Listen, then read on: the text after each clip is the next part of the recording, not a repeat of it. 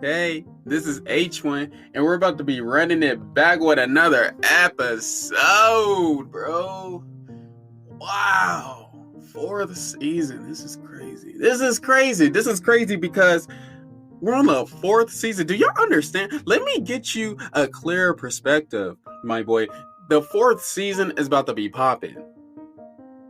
Already popped it off with the chess personality first episode, you know what I mean? And then I even gave you a bonus episode. What else does H1 have in store? Well, I wanted to talk about the chess community. The chess community that I was raised around, where the internet wasn't really that popular, but I played at these different spots, and I will be going over that. Sharing some stories because I just wanted to. I just wanted to do that so that somebody can be encouraged, to be motivated, to learn how to play chess even more. And H1 is only here for the motivation. I'm here to make you a better player. I'm here to make you a contender to Magnus Carlsen. I'm here to make you better than Hikaru Nakamura, bro. I'm not here for anything else but to make you a disrespectful player. Oh man. Okay. So the things I'm going to be going over, like in a few sections, like I attended chess clubs, I attended library chess sessions. Can't talk now. And I went to chess tournaments, and we're going to explore all those avenues in the next section. So let me put my plugs in because I always do. My Instagram is H1Chess. You already know. My YouTube channel is Chess Knowledge with the H1. I'm trying to hit that mug up. Come on. Yeah, I know you can support me. You know, if you got some free time, no pressure, but you know. My Facebook group is Chess Knowledge with H1. And let me repeat. No, I'm not going to repeat that. Y'all get it. Let's get to it. Should I still be acting this? Yeah, this is H1. I'm still going to be acting this crazy. If you don't like this, then you're on the wrong podcast, bro.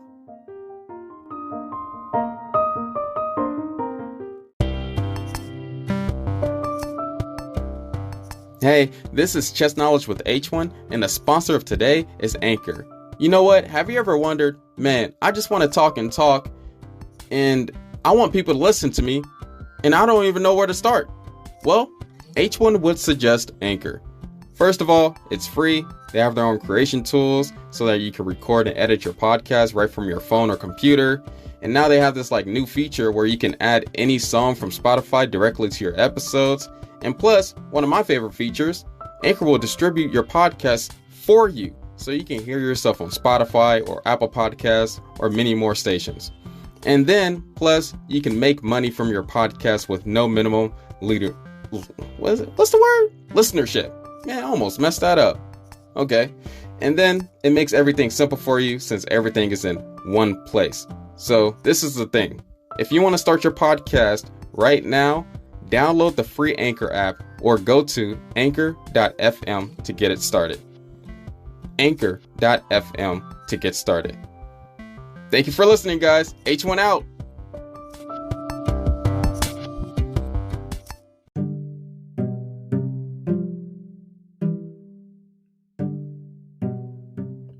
H1 is going to touch on a few matters about the chess community.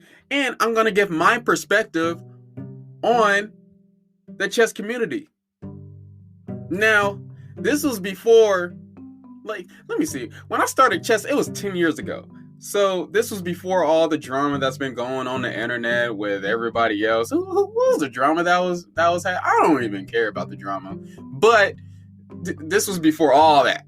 This was when chess was just chess, a beautiful game where it was ideas against ideas and no extra personal drama going on. Now, when I learned how to play chess from the beginning, it was cool. I attended a lot of things. I met a lot of people. I had many mentors, and I don't even think that they knew that they was my mentor. And that's the way to learn how to play chess, just learn from everybody to get the right information. And I'm pretty sure you're learning from everybody because you're listening to this episode right now trying to learn from H1 how to become a better chess player, or be encouraged to become a better chess player, or just listening to it just for the heck of it, because, maybe you just like my voice. Let me do some ASMR right quick. Hi, hey, if this sounds good, then tell me how. Just message me, message me on Instagram and just be like, hey, bro, your voice was pretty cool during this section. But let me talk about my experience going to chess clubs. I went to many chess clubs, and it was pretty cool. I used to help my brother at a young age teach at other schools at different chess clubs. So I had that experience, not only teaching, but, connecting myself with people that were even better than me, or, that was pretty much it. I was connecting with a whole bunch of people, a whole bunch of kids. So it was pretty fun. I was at a young age. I was about fifth. No, not fifth. It was sixth grade. It was sixth grade when I started helping my brother teach other kids how to play chess, like other kids that were in elementary school.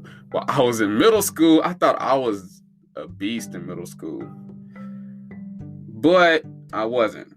And actually, teaching chess was my very first job.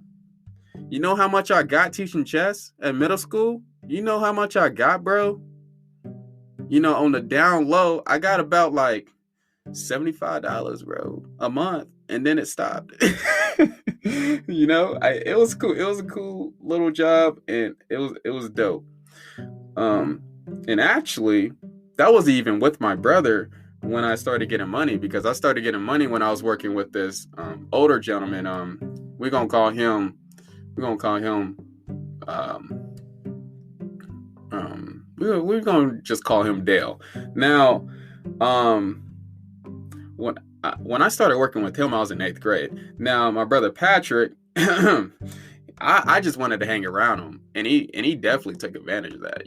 He was getting paid, and I just wanted to be around him.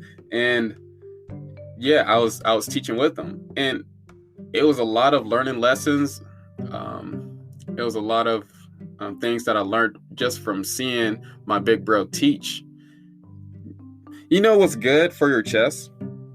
What's like good to help you like connect all the dots in chess is to just realize that you should be repeating all these principles in your head. Repetition is good. You need the repetition to make sure that it is in your heart. So when you're looking at a lesson, or you're like, I don't know, attending school or like a chess course or whatever, don't be mad that it's something that you know. Just listen to it, watch it again, so that you can implement that in your next game. Because sometimes our human brain, the first time we hear it, it flows right through our head, the first time. And then the second time, maybe it might get in there just a little bit. Maybe just a little bit. But it doesn't. And then maybe it just takes that third time where you're like, oh, snap. That's how you do it. It clicks a lot better. Wow. That's dope. I remember a while back ago, at this time, I was like in 11th grade. No, why did I say 11th grade? I was a junior, and I had this computer set up in my room, and I had this program still called Chess Master. You remember the program that I talked to you about that was on the PS2? Yeah, I had it on the computer too. And so I had it on the computer, and in each night I would just play the lessons that Josh Wainskin was giving repeatedly, just playing all the lessons, because they were so good, and I didn't know how to play like him still. So I would just replay it, and that's when I had a lot of time to do so. I know life gets busy, but when you have the time, there's nothing wrong with repeating stuff, repeating lessons and whatnot. So as I was at these chess clubs, learning, teaching at the same time, I met a lot of people, and it was cool. All the kids were pretty nice.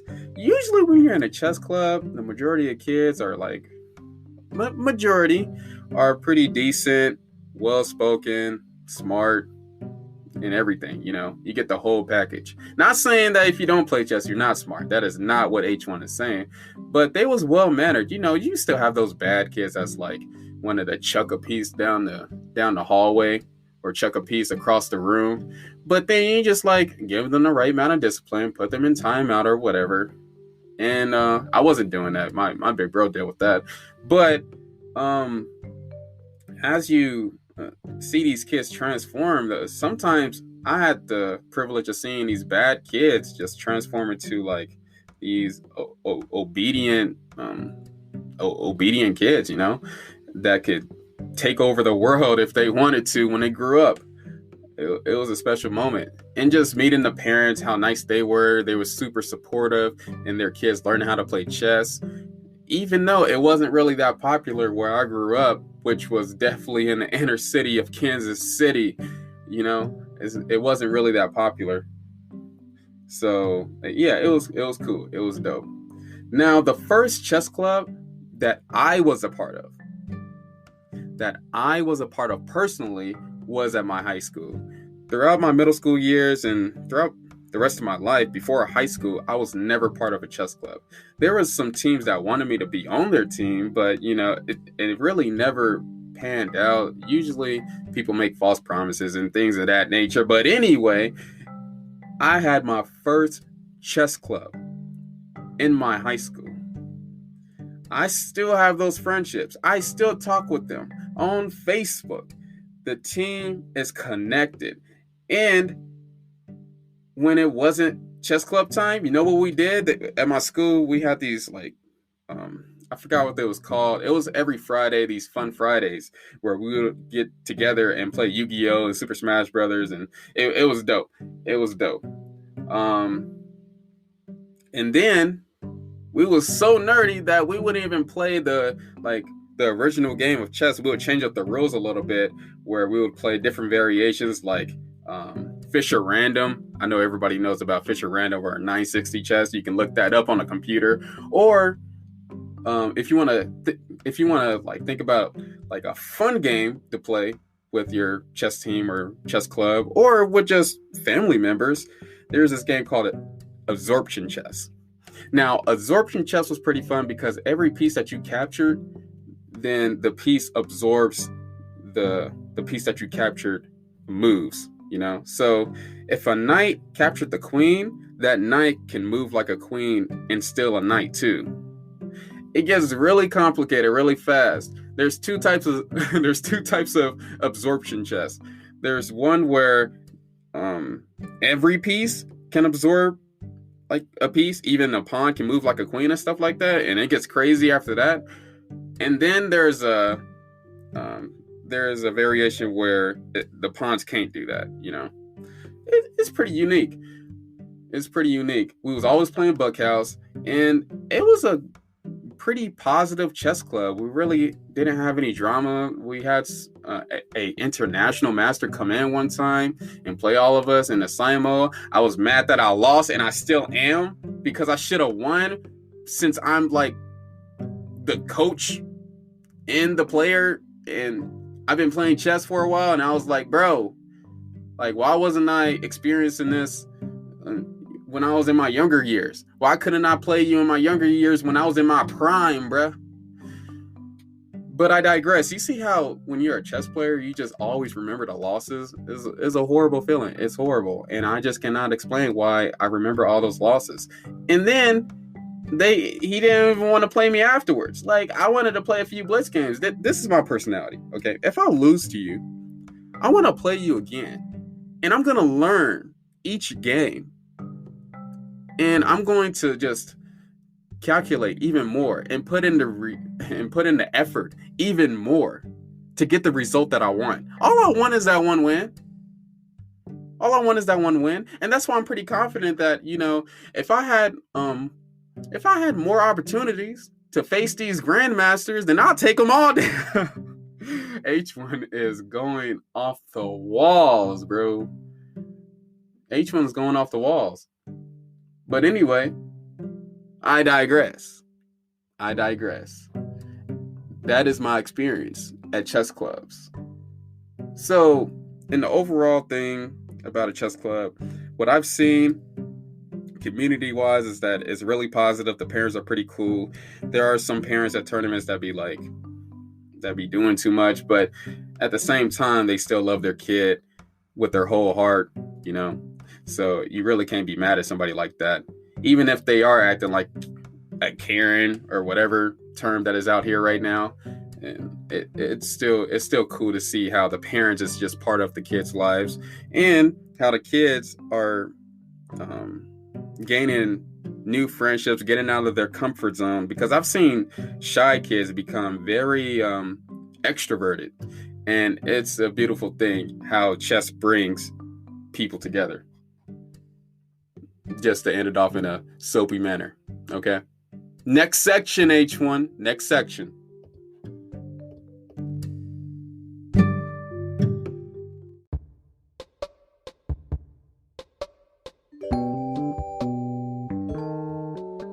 This is the waiting room segment. Chess jokes by H1. And the joke of today is, why do some trees hate playing checkers? Because they are some true chess nuts. Chest nuts. I know. Thank you for listening. Come back.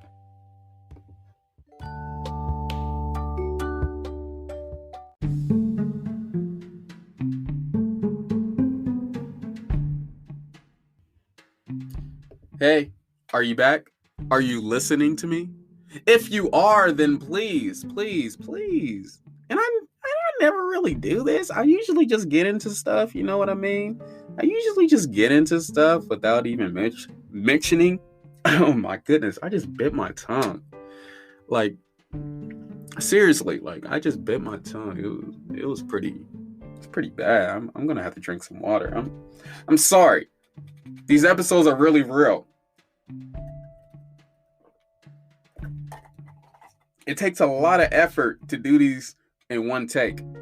And I'm keeping this in there no matter what, okay? But anyway, so I mentioned before that I used to go to library chess sessions every Sunday with my big bro. And I do think that the more people that you play, the more experience that you get, you will become a better chess player. And the chess community in the libraries, what was that like? Seeing all these weirdos play chess. You know, I say that, but I'm the biggest weirdo. I'm probably the biggest weirdo you will ever hear talk about chess. So playing different types of players were pretty fun. I played different type of openings, different type of people that defend a lot, attack a lot, super aggressive, just all different type of personalities that I would have never played if I was just sitting at home playing my computer. And this is the thing that's different from playing computers, is that when you're playing a human, you're dealing with human thinking 100% of the time. You're dealing with logical people. You're not dealing with an algorithm that is a bunch of ones and O's. You're dealing with a human that has emotions, that gets scared, that gets nervous, that gets mad after they lose, that gets happy after they win.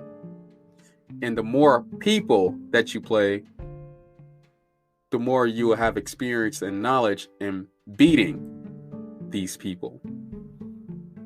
Just spit the facts right quick. In this experience, it gave me the experience to learn different openings, to play different middle games, different strategies. And when I did get the chance to play tough opponents, I was ready, because at these libraries, you never knew who would come. It wasn't like a scheduled thing. It was random people. And these random people would come in. I remember that there was this kid that came in with his father that was a high schooler, and he was super strong. He was like 2,000 rating. And I was like, bro, at this time in my life when I was in 6th grade going through these libraries, I was only in 6th grade. And I was 1,300 rated. I wasn't that good. Smashed me. It was pathetic. And then there's this interesting fellow that was a boxer, and yeah, he was really good. I got a few games, I got a few wins after 10 losses. And that's a tough experience too. The training was pretty excellent. Everybody was super supportive. I like that after the game we used to notate a lot, so we used to go over the game, see what we could have did better. If your opponent was nice, if they wasn't just going in to beat everybody then walk out, they would explain some things. And I got a lot of experience for having all these mentors around me. I'm like, whoa, this is a lot of knowledge. Even though, even if I beat you, I'm still learning something. You still have some knowledge, some human perspective that maybe I should take in. So these Sunday sessions, they really got me prepared for something that I'm going to be talking about next, is these tournaments, these chess tournaments. And chess tournaments is just a whole nother level of just anxiety. A lot of anxiety, because before the day of the tournament, you don't know if you're going to lose all your games or win all your games. Or in the middle, you don't know if you're just going to win most of your games and then lose your last one so you don't get first place. Those are the worst ones ever, because you already won and then you just couldn't beat one opponent. Having that competitive spirit is pretty cool to have. If you don't let it get control over you, you don't want to be like that angry person that hates everybody because you don't get first place. I never had a bad experience with someone. Not really. I've seen people get mad over the board. I've seen a lot of this. I've seen this one person, after I beat them, he put his head on the table, and he just sat there as I was like setting up the pieces. Really sad, but at the same time, nobody was rude and nobody was unfair to me. And I probably didn't see it because I don't know. I never played those people, but I'm pretty sure it happened. And if it did happen, there was a good term. Man, I can't talk right now. But there was a good tournament official that was there to make sure that the decision was right, that the justice is being displayed at the tournament. Every time I attended a tournament, it was pretty professional, organized. But, there was some parents, there were some people being loud, and it did affect it just a little bit. It wasn't at every tournament, but at some, there were still parents sitting on the stands and being loud. Man, there was this one tournament where it was just super silent, and I don't know why, but they had us sit right near the audience, and it was pretty quiet for a period of time until like somebody just had to pull out a Snickers bar and like just loudly open it, and it was just annoying. It messes up your calculation. It takes a lot. It takes a lot to play a chess game and to calculate and to visualize. And if somebody does that and you're all the way in the mode, it's kind of like, whoa, like you just messed up everything I had in my mind. Now I don't even know which variation that I was even considering because you messed it up. You messed up my concentration with the noise that you was displaying over there in the audience. Like, calm down. But there was a lot of people that helped me along the way, not during the chess tournament, but like mentoring me through losses. And since I had a lot of connections with going with my big bro to teach at schools, I knew all these mentors and they was pretty awesome. And I can honestly say that they made me the player that I am today. the better player that I am today. And I'm glad that those connections, I know half of them now still, and I really do thank them very much for that. Other than that, yeah, those were my like in-person type of chess community things that I consider and that I consider to be a very precious thing that I should cherish for the rest of my life. But nowadays is different. Nowadays is different because we're mostly online. And honestly, I don't know if you can get that same precious feeling from online. I don't know. It's another topic for another day. But being in person, seeing somebody across the board playing them is way different than playing online. And I guess we're going to get into this last section talking about my online chess experience, the online community, and not only on chess.com or leadchess.org or any other platform, but on YouTube too. All these chess videos. See H1's insight on the chess community. Let's find out.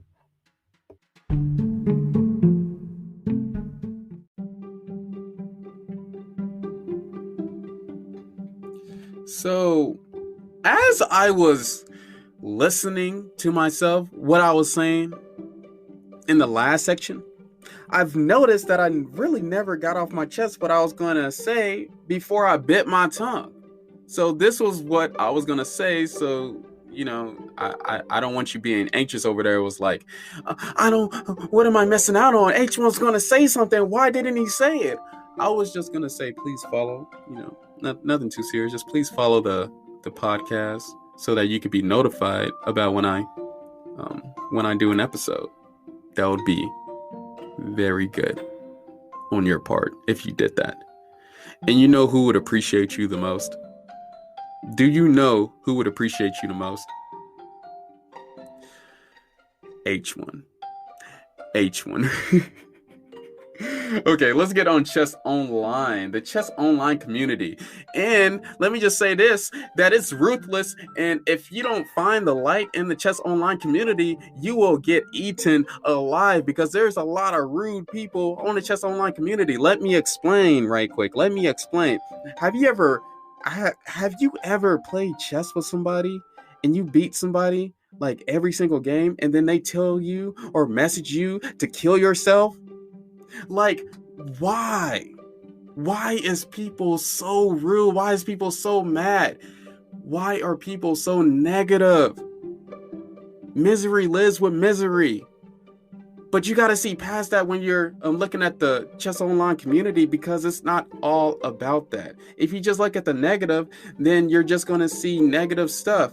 But the overall picture of the chess community online is so much beautiful.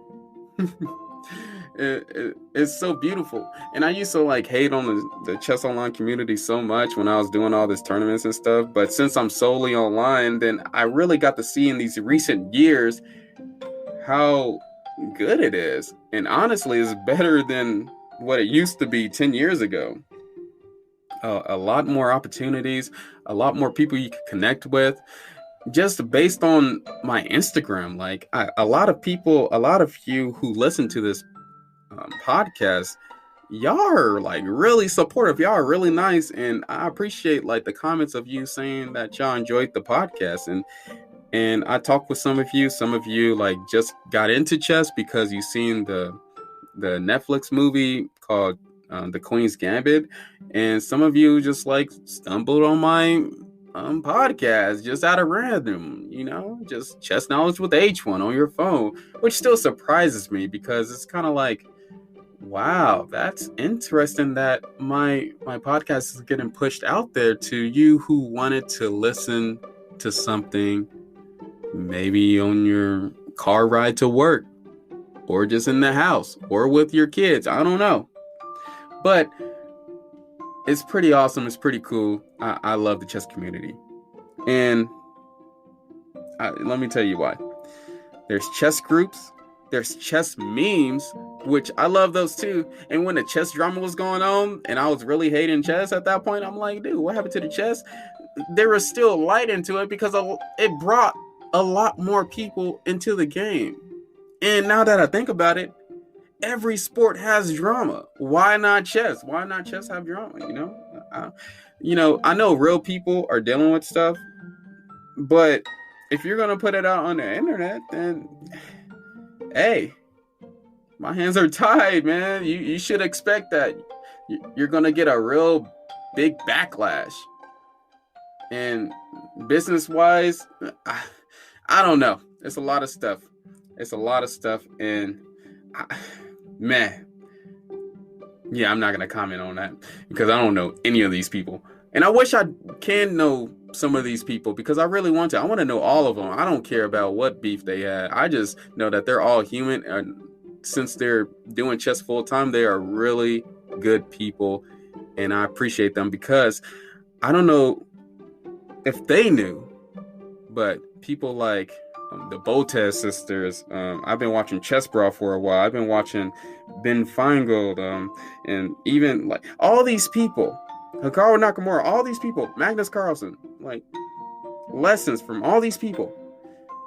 I'm trying to think of my heroes. Sarwan, I can't think of his name right now. Yasser. Yeah, Yasser. All these people were my mentors online. And they don't even know it. And I wish that I can get, like, maybe I can email them. Maybe I can. But I want to get one of them. That would be my dream, to get one of them on this podcast pretty soon. Or in like the next year or so, that would be awesome. But they was all my mentors and they don't even know it. Like a lonely black kid in Kansas City, and they live somewhere else far away from here, and they don't even know it, except for Yasser. You're just in St. Louis. You can drive down here. Come on, bro. If you're in St. Louis, come on, bro. Show some support. But the YouTube channels, the comments are pretty funny. It's pretty encouraging always. There's a lot of positivity, more positivity than negativity. That's just what I've seen personally. And these chess tournaments online is a good way to connect with people, a good way to play all types of people around the country. Like, wow, I can play somebody from India, Ireland, Canada. Man, it's getting so much bigger that, wow. And right here, it just seemed like it was just a small world, but it's so much bigger than that. And I want to travel to these different countries and play chess, and hopefully I can put that on my YouTube, and y'all can see this and just see how beautiful it is to see other cultures and other races and everybody come together to play this one game, chess. Battling it out, forming ideas, being themselves, playing bug house. I don't know. But an overall thing of this whole chess community is that it's cool. It's precious. I love it.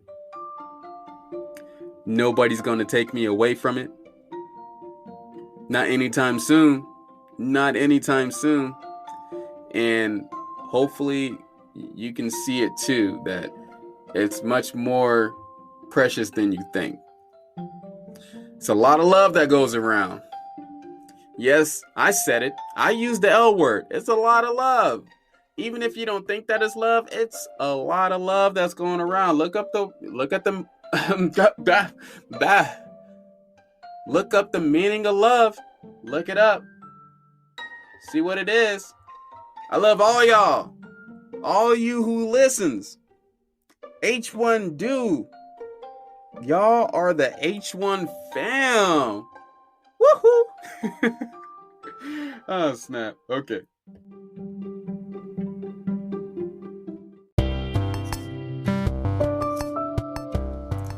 This is the waiting room segment. Chess quotes by H1. And the chess quote of today is, if you're learning how to play chess, you better do it with friends and family, because that is the most enjoyable. Thank you for listening.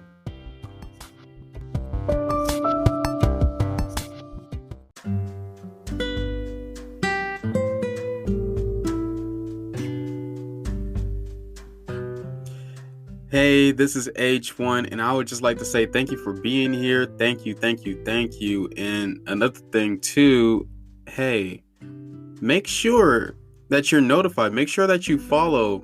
Keep notified, because I want you to be here when I drop an episode. So please be with me as I embark on this new journey, on this new season. Yes, sir. I know that all of you is with me. I'm excited. You're excited. Let's get to it in the next episode. Episode 3? Yeah, episode 3. H1's going to be delivering episode 3. Sneak peeks are going to be the middle game techniques, I guess, and then I'm going to be doing another visualization training session. So let's get to it. That's all I'm going to be talking about for right now.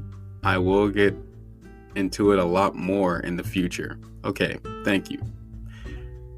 H1 is out.